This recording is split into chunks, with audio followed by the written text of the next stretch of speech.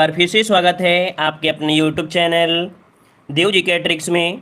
तो दोस्तों यहाँ पर डेली की तरह 3 बजे यहाँ पर आपका पीईटी का मॉडल टेस्ट पेपर आपका सॉल्व कराया जा रहा है, जो कि डेली क्लास होती है। और यहाँ पर देख सकते हैं नोटिफिकेशन आपका नहीं जा पाता है, तो आप लोग टाइम से जुड़ जाया करें 3 बजे, ठीक है ना। अगर आपके अंदर जुनून है और आपको पहली बार में पीईटी क्वालिफाई करना है तो आपको भाई मेहनत तो करना ही पड़ेगा, क्योंकि मेहनत ही सफलता की कुंजी है। इसलिए मेहनत ही सब कुछ है, ठीक है। तो आप लोगों के लिए यहाँ पर देख सकते हैं एग्जाम के पहले इतना कवर करा दिया जा रहा है कि आपके अंदर ऐसी एनर्जी आपकी आ जाएगी कि नहीं, हाँ हम कर सकते हैं। तो चलिए स्टार्ट करते हैं। पहला क्वेश्चन आपके सामने दिया गया है कि हड़प्पा वासी किस वस्तु के उत्पादन में सर्वप्रथम थे। चलिए यहाँ पर जवाब देना है। आपका जवाब इनमें से क्या हो जाएगा। कह रहा है हड़प्पा वासी किस वस्तु के उत्पादन में सर्वप्रथम थे। इसका ऑप्शन क्या बनेगा। चलिए देखिए काफी लोग जवाब दे रहे हैं। 1 का ऑप्शन डी जौ। अच्छा भाई, यहाँ पर देखिए इसका जो ऑप्शन आपका सी नंबर हो जाएगा कपास। क्या हो जाएगा, हड़प्पा वासी कपास के उत्पादन में सर्वप्रथम थे। इसका जो ऑप्शन है यहाँ पर सी नंबर राइट हो जाएगा। और वहीं पर देखा जाए कपास का पहला प्रमाण कहाँ से मिलता है, तो दोस्तों याद रखिएगा कपास का पहला प्रमाण मिलता है मेहरगढ़ से। कहाँ से, मेहरगढ़ से। ये नवप्रसारण काल में प्राप्त होता है, ठीक है। और कपास का उत्पादन सबसे पहले जो हुआ था वो सिंध क्षेत्र में ही प्रारंभ हुआ था। लोग यहाँ पर देखा जाए जो यूनान के लोग हैं कपास को सिंडन कहते थे। क्या कहते थे, सिंडन कहते थे। इसी कारण से सिंधु सभ्यता को सिंडन सभ्यता भी कहा जाता है, दोस्तों याद रखिएगा, ठीक है ना। इसका पहला प्रमाण कहां मिलता है कपास का, तो मेहरगढ़ से प्राप्त होता है। आगे बढ़िए, क्वेश्चन आपसे अगला पूछा गया है कि किस वेद में प्राचीन वैदिक युग की संस्कृति के बारे में सूचना दी गई है। तो दोस्तों यहाँ पर जवाब हो जाएगा आपका ऋग्वेद हो जाएगा कि किस वेद में प्राचीन वैदिक युग की संस्कृति के बारे में सूचना दी गई है। तो आपका जवाब हो जाएगा नंबर ऋग्वेद। यहाँ पर ऑप्शन है आपका ए नंबर राइट हो जाएगा। आगे बढ़ते हैं। क्वेश्चन दिया गया है कि पाटलिपुत्र को किस शासक ने सर्वप्रथम अपनी राजधानी बनाई थी। यहाँ पर बताइए पाटलिपुत्र को किस शासक ने सर्वप्रथम अपनी राजधानी बनाया था। यहाँ पर आंसर आपका राइट क्या हो जाएगा। चलिए दोस्तों यहाँ पर जो आपके आंसर है देखिए आने शुरू हो गए हैं और आपका जवाब इनमें से आप राइट हो जाएगा क्या। चलिए तो देखिए 3 का ऑप्शन यहाँ पर बनेगा आपका ए नंबर हो जाएगा चंद्रगुप्त मौर्य। दोस्तों याद रखिएगा कि पाटलिपुत्र को किस शासक ने अपनी राजधानी बनाया था, तो चंद्रगुप्त मौर्य ने बनाया था। ऑप्शन बन जाएगा आपका ए नंबर राइट हो जाएगा। और यहाँ पर जो चंद्रगुप्त मौर्य है ना, ये नंद वंश के अंतिम राजा घनानंद को पराजित किया था, है ना, और पाटलिपुत्र पर अपना अधिकार जमाया था। आगे बढ़िए, क्वेश्चन दिया गया है कि आपसे यात्री इब्न बतूता कहां से आया था। ये बताइएगा जो इब्न बतूता है कहां से आया था। तो आपका जवाब क्या हो जाएगा। चलिए जवाब यहाँ पर देखिए 4 का भी ऑप्शन आने शुरू हो गए हैं और जवाब आ रहा है ए नंबर। बिल्कुल सही जवाब है मोरक्को का है। दोस्तों याद रखिएगा कि जो आपका इब्न बतूता था ये मोरक्को का यात्री था और भारत में आया था कब आया था, तो आपका 1333 में।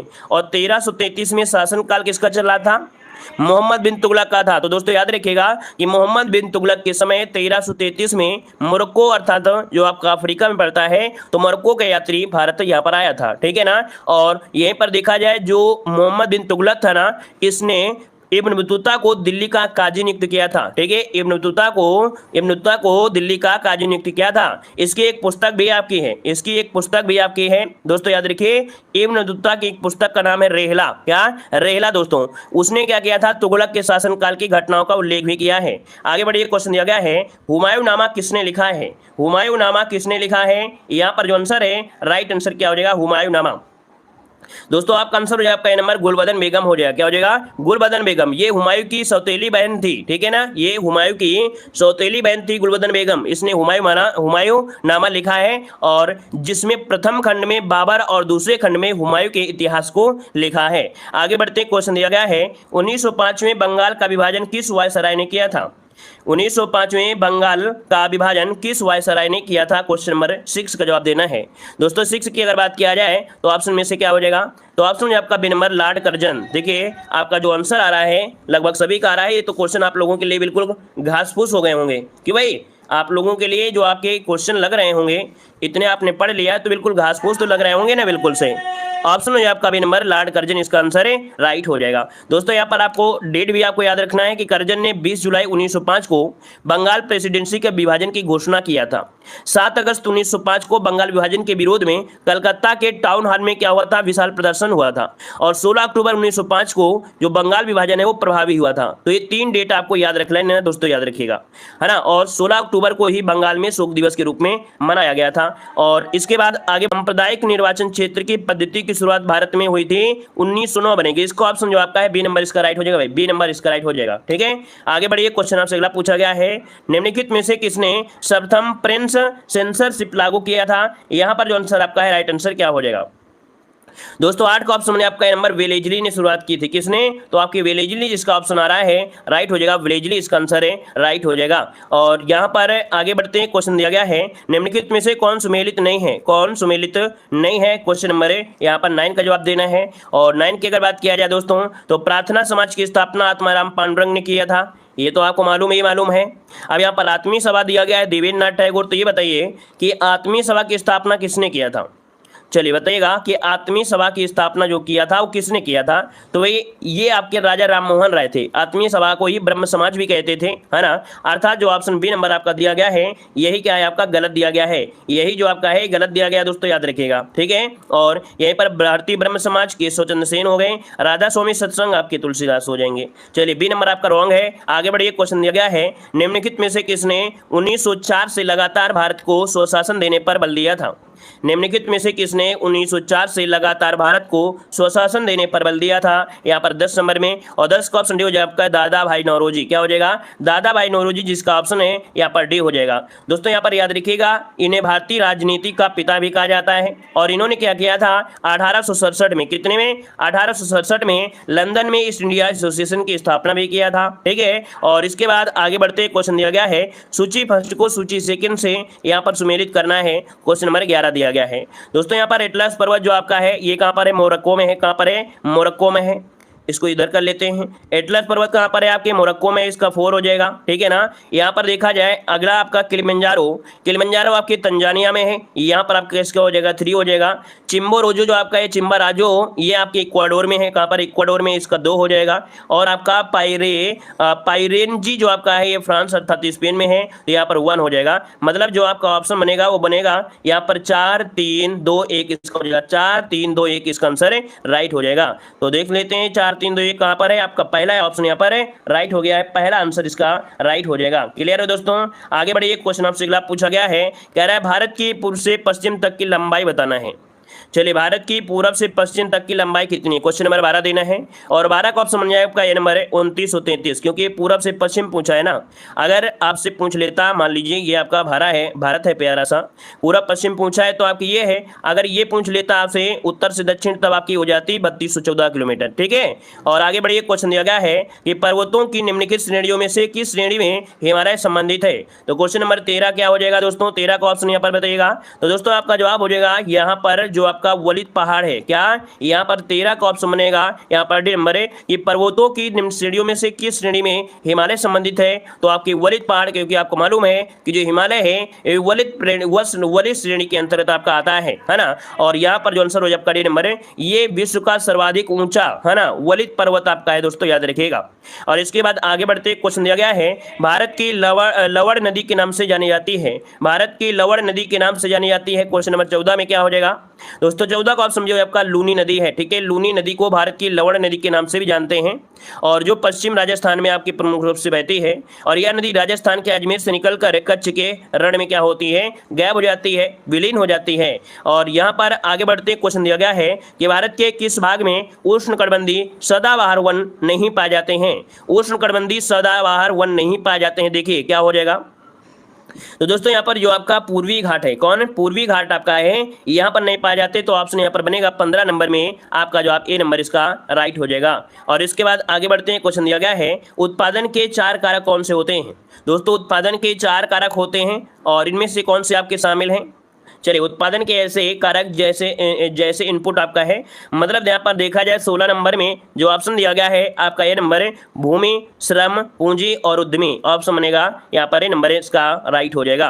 आगे बढ़िए, क्वेश्चन दिया गया है, अर्थव्यवस्था को सभी आवश्यक नियंत्रणों और विनियमों से मुक्त करना कहलाता है। एक प्रकार से परिभाषा है कि अर्थव्यवस्था को सभी आवश्यक नियंत्रणों और विनियमों से मुक्त करना क्या कहलाता है? दोस्तों इसे कहते हैं उदारीकरण। क्या कहते हैं? उदारीकरण। इसका जो ऑप्शन है यहाँ पर आपका सी नंबर है, राइट हो जाएगा, सी नंबर हो जाएगा। और इसके बाद यहाँ पर आगे बढ़ते क्वेश्चन आपसे दिया गया है, कह रहे हैं महामंदी आई थी, कब आई थी? महामंदी जो आई थी दोस्तों ये कब आई थी? तो दोस्तों विश्वव्यापी महामंदी की शुरुआत हुई थी अक्टूबर 1929 में। अक्टूबर 1929 में न्यूयॉर्क के शेयर बाजार जो कि वॉल स्ट्रीट है, इसके शेयरों की कीमतों में भारी गिरावट यहाँ पर हुई थी। तो दोस्तों यहाँ पर जो आंसर है 18 नंबर में वो आपका सी हो जाएगा आपके 1929 से 38 के बीच में। तो इसका जो स्टार्टिंग है आपका ऑप्शन सी नंबर लगाना है। आगे बढ़िए, क्वेश्चन दिया गया है कि वर्ल्ड इकोनॉमिक्स आउटलुक रिपोर्ट के द्वारा जारी की जाती है। तो वर्ल्ड इकोनॉमिक्स आउटलुक रिपोर्ट किसके द्वारा होती है? आपका जवाब इनमें से क्या हो जाएगा? बी नंबर अंतर्राष्ट्रीय मुद्रा कोष, ऑप्शन बी हो जाएगा अंतर्राष्ट्रीय मुद्रा कोष इसका हो जाएगा। अगला है पंचवर्षीय, जो कि 5वीं पंचवर्षीय योजना का मूल उद्देश्य क्या था? 5वीं पंचवर्षीय योजना का मूल उद्देश्य पूछा गया है और 20 का ऑप्शन बनेगा ए नंबर है गरीबी हटाओ। क्या? गरीबी हटाओ, जिसका ऑप्शन आ रहा है ए नंबर बिल्कुल राइट हो जाएगा दोस्तों। और इसी योजना में आपके 1975 में 20 सूत्री कार्यक्रम भी आरंभ किए गए थे। क्या? 20 सूत्री कार्यक्रम कब? तो 5वीं पंचवर्षीय योजना में ही आपके लागू किए गए थे। साथ में आपका एक और चलाया गया था न्यूनतम आवश्यकता कार्यक्रम, काम के बदले अनाज योजना भी आपकी क्रियान्वित की गई थी। आगे बढ़िए, क्वेश्चन दिया गया है कि भारतीय संविधान के अनुच्छेद 1 में यह घोषणा की गई है। तो बताइए आर्टिकल नंबर 1 क्या है? दोस्तों आर्टिकल नंबर 1 कहता है कि भारत राज्यों का संघ होगा, है ना, भारत राज्यों का संघ होगा, अर्थात तो ऑप्शन बनेगा ए नंबर हो जाएगा। और आगे बढ़ते एक क्वेश्चन दिया गया है कि भारत में एकल नागरिकता की अवधारणा कहां से ली गई है? भारत में एकल नागरिकता जो है ये कहां से ली गई है? तो ऑप्शन क्या हो जाएगा आपका? इंग्लैंड से ली गई है। कहां से? इंग्लैंड से। मतलब जो आपका इंग्लैंड है यहाँ पर एकल नागरिकता है, और जो आपकी अमेरिका में कैसी नागरिकता चलती है? दोहरी नागरिकता चलती है। और आगे बढ़ते हैं, क्वेश्चन दिया गया है कि निम्नलिखित में से कौन सही सुमेलित नहीं है? कौन सही सुमेलित नहीं है? तो चलिए 23 नंबर दीजिएगा, 23 में कौन सा सुमेलित नहीं है? तो अस्पष्टता का उन्मूलन या अंत हो गया, अनुच्छेद आपका 17। गिरफ्तारी और निरोध की आपका 23 तो होगा नहीं, क्योंकि 23 में बाल श्रम आपका है ना, 23 में क्या है? बाल श्रम है। तो ये आपका गलत हो गया। ये आपका जो आपका दिया गया है ये 20 में दिया है, आर्टिकल नंबर 20 में दिया गया है।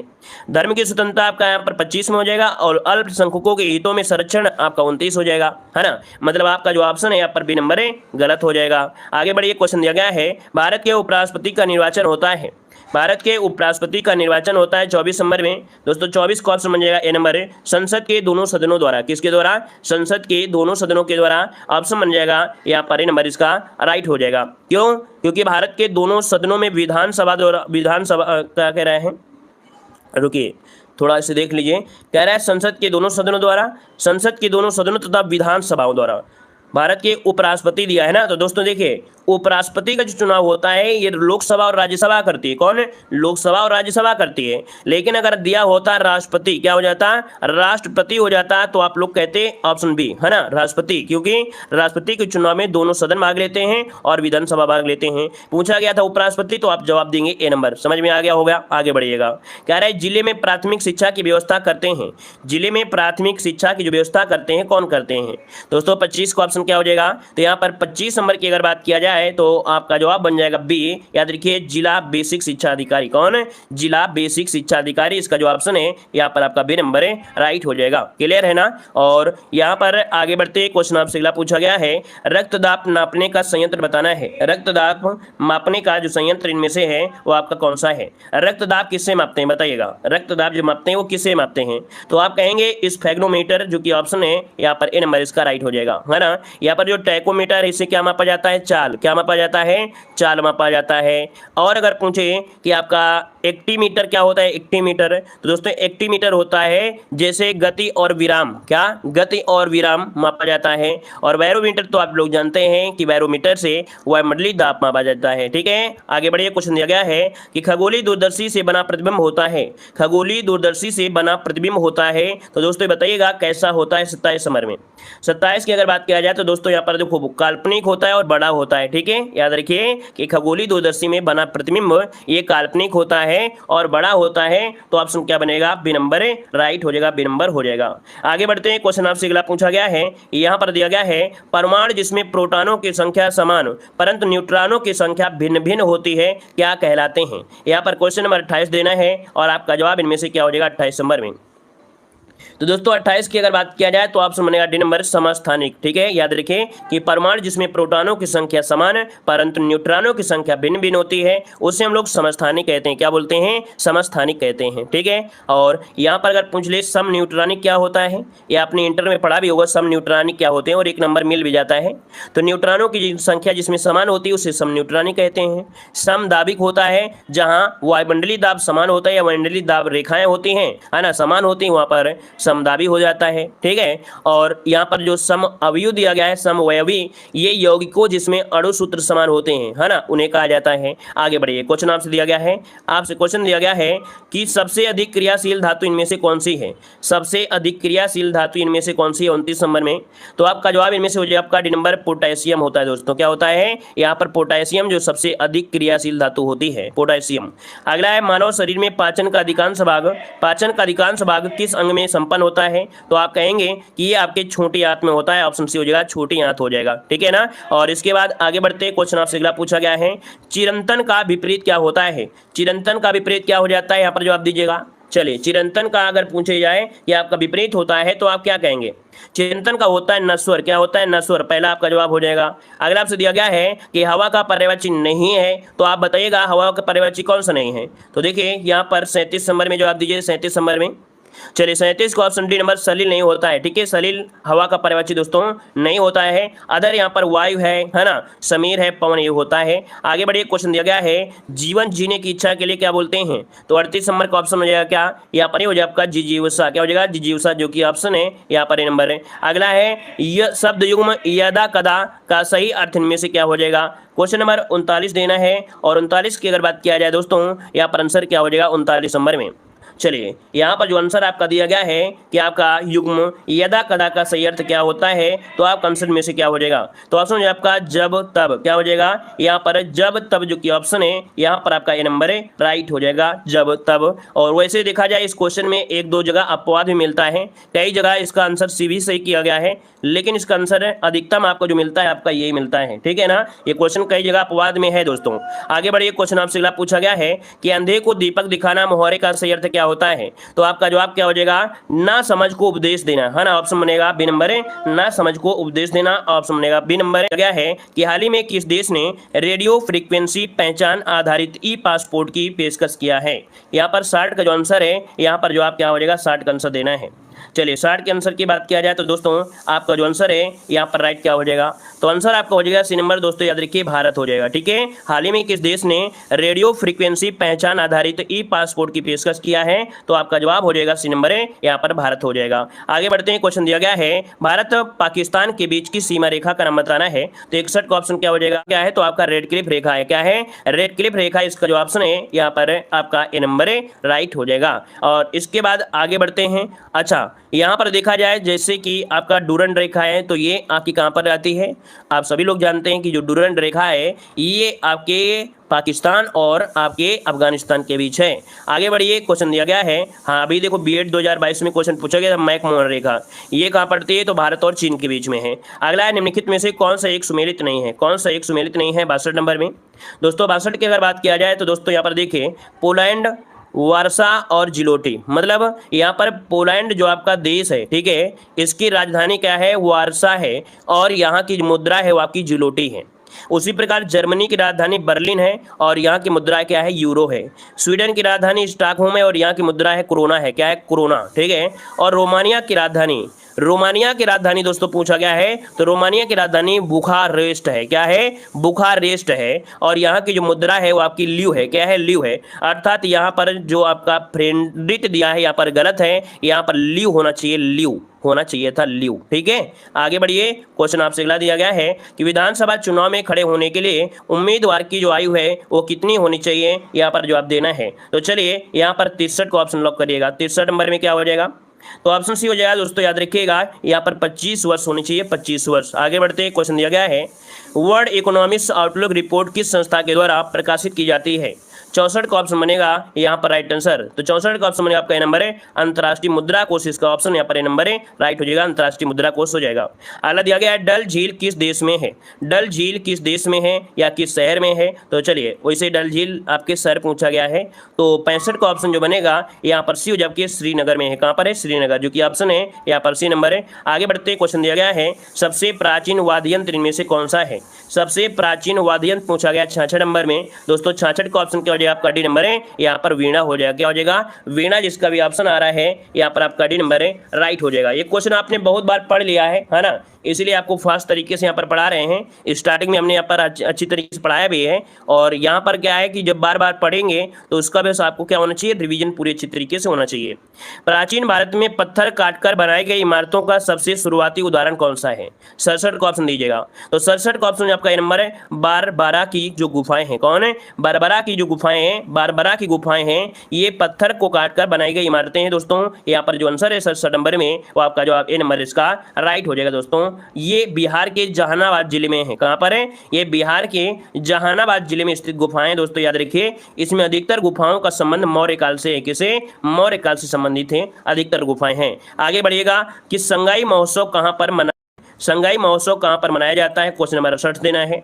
और 68 की अगर बात की जाए दोस्तों तो आंसर ये हो जाएगा मणिपुर में। कहाँ पर है, मणिपुर में मनाया जाता है। अभी हमने बताया था कि आपका नुआखाई, नुआखाई उड़ीसा में है ना, और हार्नबिल आपके नागालैंड में। ठीक है, आगे बढ़िए। क्वेश्चन दिया गया है खेलो इंडिया यूथ गेम्स का मुख्यालय कहाँ है। इंडिया यूथ गेम्स का मुख्यालय कहाँ पर है, यहाँ पर आंसर देना है।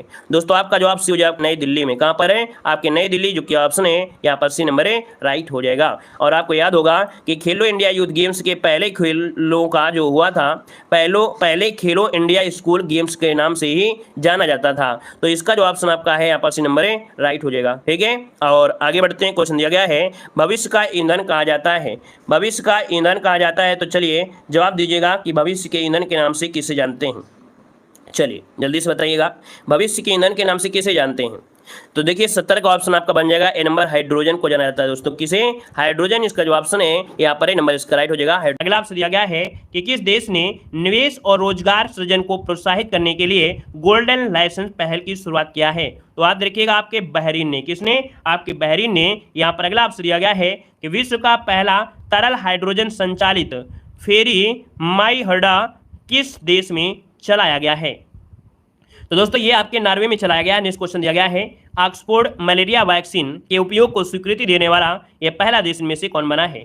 तो ये बना है आपका घाना। कौन है, घाना हो जाएगा। नेक्स्ट क्वेश्चन दिया गया है कि दुबई एयरपोर्ट पर दुनिया के पहले रोबोटिक चेक इन सहायक को लॉन्च किया है, इसका नाम क्या रखा गया है।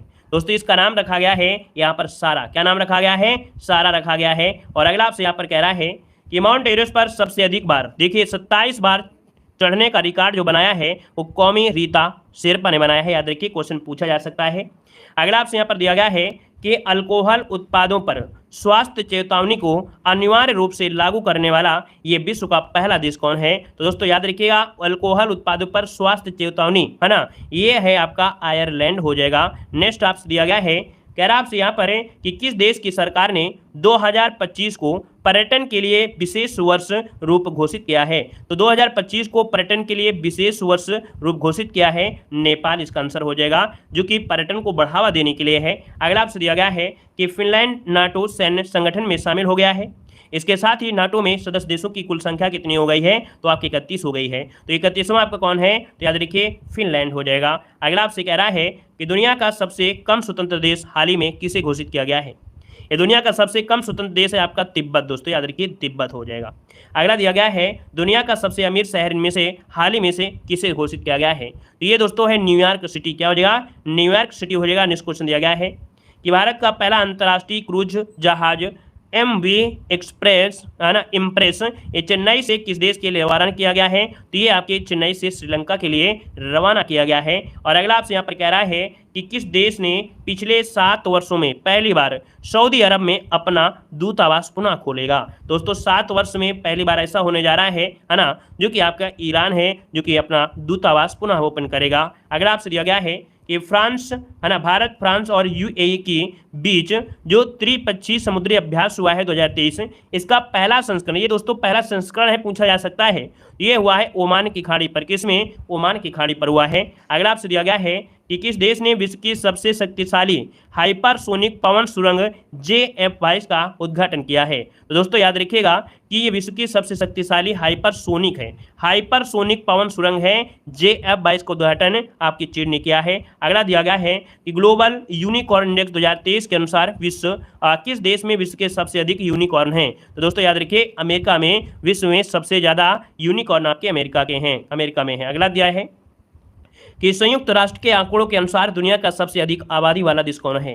देखिए यहाँ पर आपका आंसर क्या हो जाएगा, तो आप कहेंगे भारत। क्या हो जाएगा? भारत यहाँ पर दिया गया है। लेकिन अभी हमने क्या बताया, ये संयुक्त राष्ट्र कहता है, लेकिन हमने बताया है कि आपके भारत की रिपोर्ट क्या कह रही है। भारत में जो केंद्र सरकार है, केंद्र सरकार वो कहती है 1 जुलाई 2023 के अनुसार, 1 जुलाई 2023 के अनुसार भारत नहीं, चाइना फर्स्ट नंबर पे है। बल्कि संयुक्त राष्ट्र कहता है कि नहीं, भारत में जनसंख्या ज्यादा है, ठीक है। लेकिन भारत में जो केंद्र सरकार है वो कह रही है 1 जुलाई 2023 के अनुसार यहाँ पर क्या है, चाइना ही है, याद रखिएगा। यहाँ पर दिया गया है कि वित्त वर्ष 2022-23 में भारत का सबसे बड़ा व्यापारिक भागीदार दोस्तों इसमें से कौन है? तो याद रखिए अमेरिका हो जाएगा।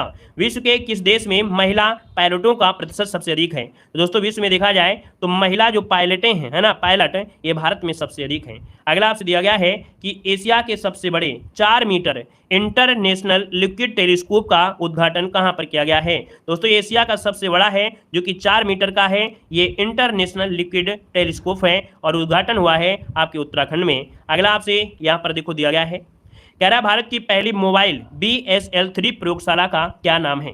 चलिए यहाँ पर बताना है, और इस प्रयोगशाला का नाम क्या है?